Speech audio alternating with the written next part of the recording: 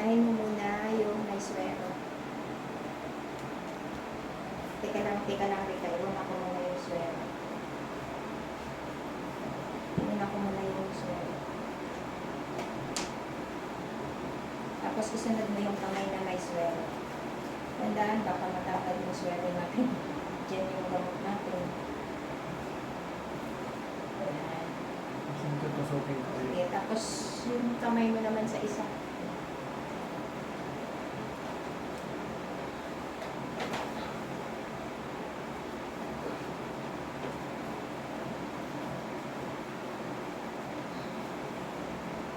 Kailangan ayusin natin yung swero mo, baka saan mo nilagay yung prayer?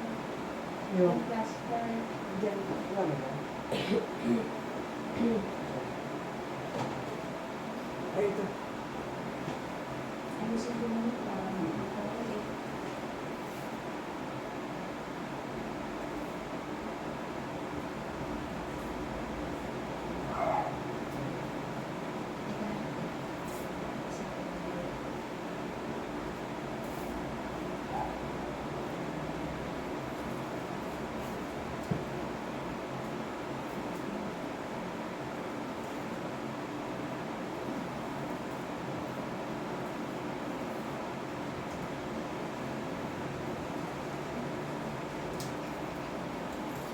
Okay ka na.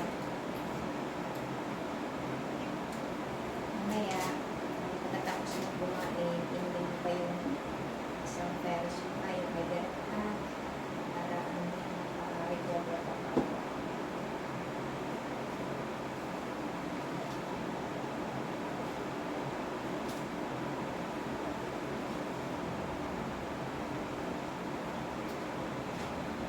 Lilipat natin sa kwarto, padedera mo si baby ha.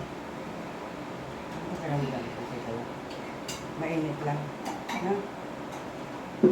Positives yung mukha mo pag ano. Mainit. Let? Saan?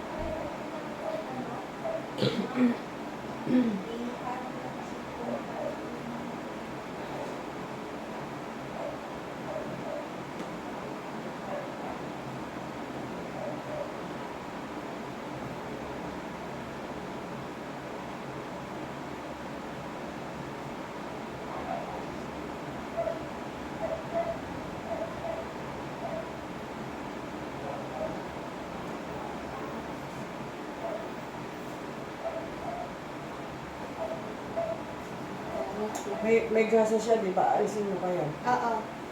Baka makalimutan mo. Mamaya, pag bago lumis pa.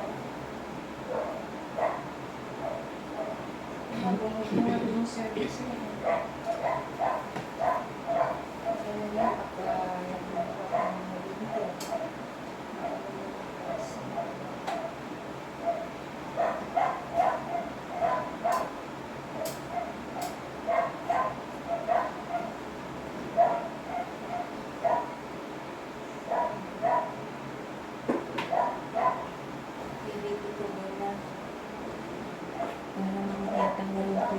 Nag-video ka pa? Ay, Ang gagawin mo.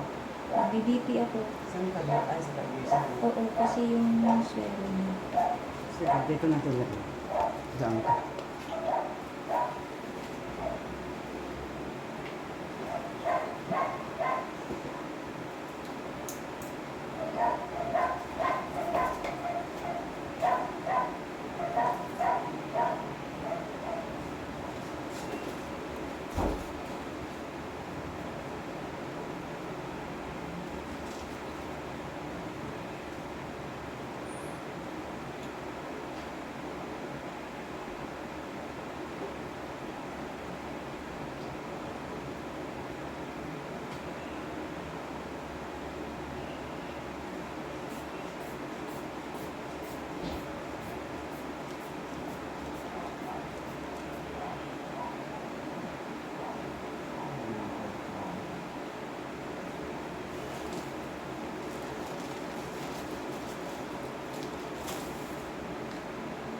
$110.80.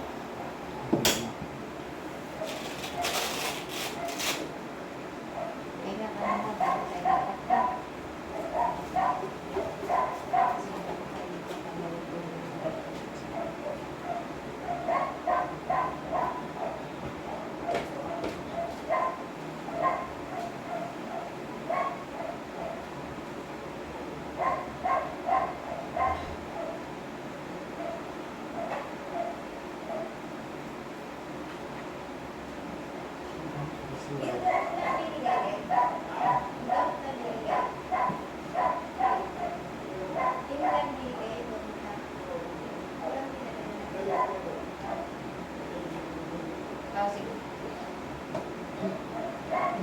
Tatlo.